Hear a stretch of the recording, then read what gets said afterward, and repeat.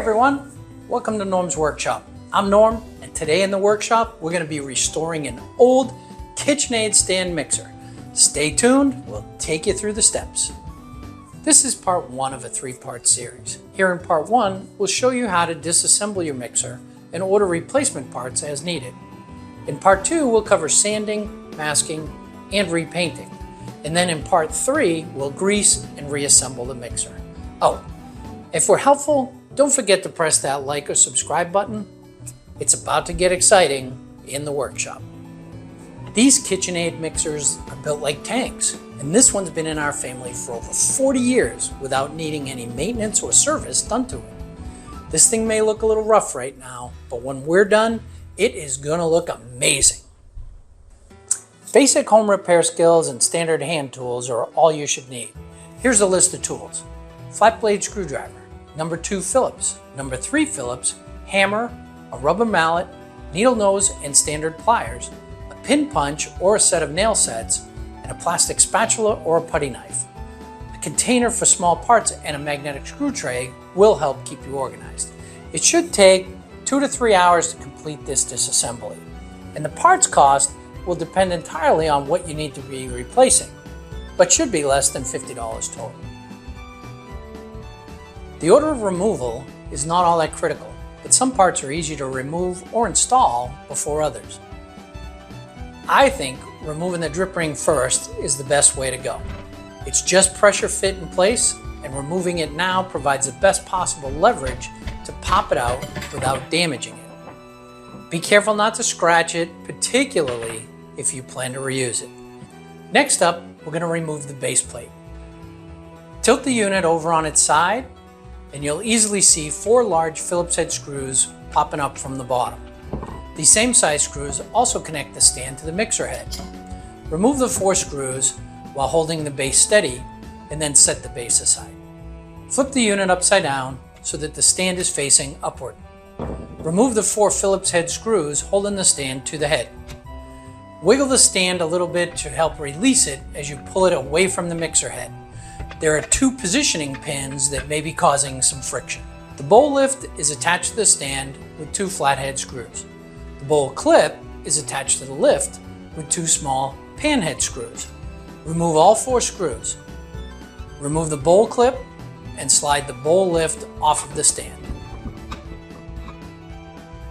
The rear cap is held on with 2 hooks at the bottom and 1 small Phillips head screw at the top. Remove the screw and pull the top of the cap away from the mixer head slightly, and then slide the cap upward to release the hooks at the bottom. Now is the time to remove the trim band.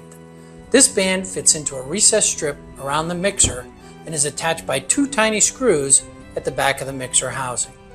Remove the screws and then gently pull the trim band tabs outward, and the band should release easily from the rest of the housing and be set aside. Now we're done with the cosmetics, and we can begin taking the gearbox apart.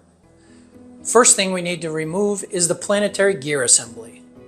Whoa, that sounds technical. The planetary gear assembly is simply the part that you attach the mixer blade, whisk, or dough hook to. It's called a planetary because it orbits as it is spinning. The planetary is attached to the center drive shaft with a shaft pin. The pin is held by friction and needs to be driven out, which will release the planetary from the mixer head. Using the pin punch or a nail set and a hammer, slowly drive the pin out either side of the housing until it pops out completely. This will take several precise blows with the hammer. The planetary gear assembly can now be gently pried off of the drive shaft. The exposed drive shaft has 2 fiber washers and a rubber O-ring. The fiber washers should be removed and reinstalled later. The O-ring can remain on the shaft. We can now separate the upper and lower housings of the mixer head. Place the mixer head gear side up.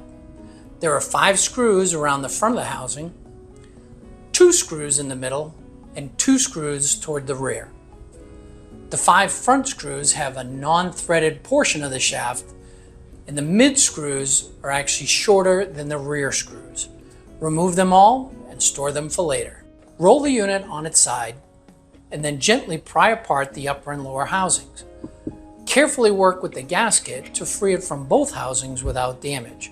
You may want to reuse it later if it's still in good shape.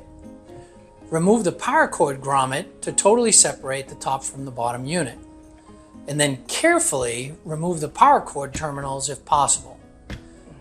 Place the power cord aside for cleaning and reassemble.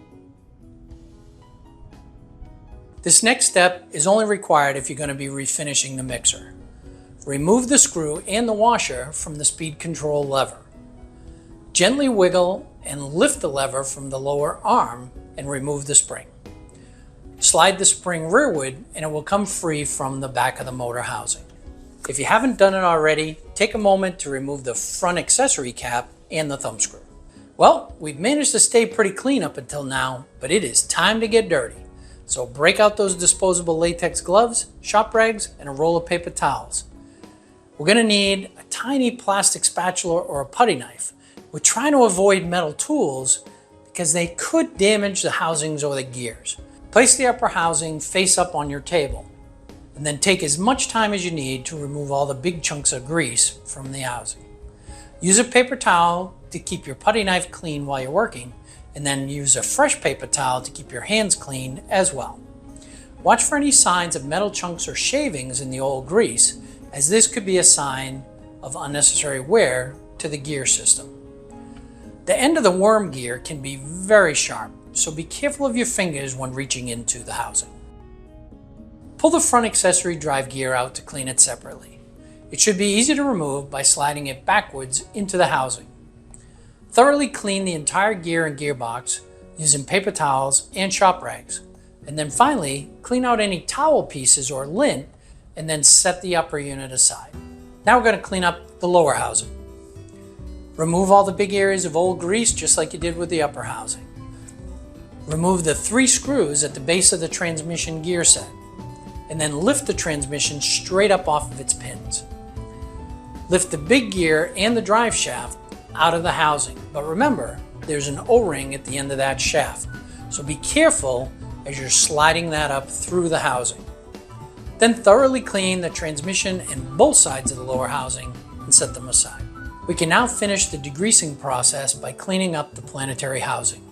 When complete, all the gears and housing should be totally clean of old grease and crud and ready to be prepped for refinishing. Well, this is the perfect time to evaluate the condition of any parts and order any replacements that you may need. The good news is these mixers haven't changed much over the years, and I was surprised to find the replacement parts so easily with a quick Google search. I purchased the items I needed from goodmans.net. Everything I needed was in stock, reasonably priced, and arrived just a few days later. Be sure to order food-grade grease. It should have NSF H1 printed on the container. You're going to need about 4 ounces. I purchased this jar from Amazon, and it included a plastic spatula, which helped keep my hands clean. Well, this completes our disassembly and cleaning of the mechanical parts. If you've gotten this far, your mixer should be in pieces all over your work table. But don't worry, we'll have it back together in no time. If you like this video, please take a moment to hit the like or subscribe button. If you want to see the painting and refinishing steps, click the link for part 2. Not interested in repainting your mixer?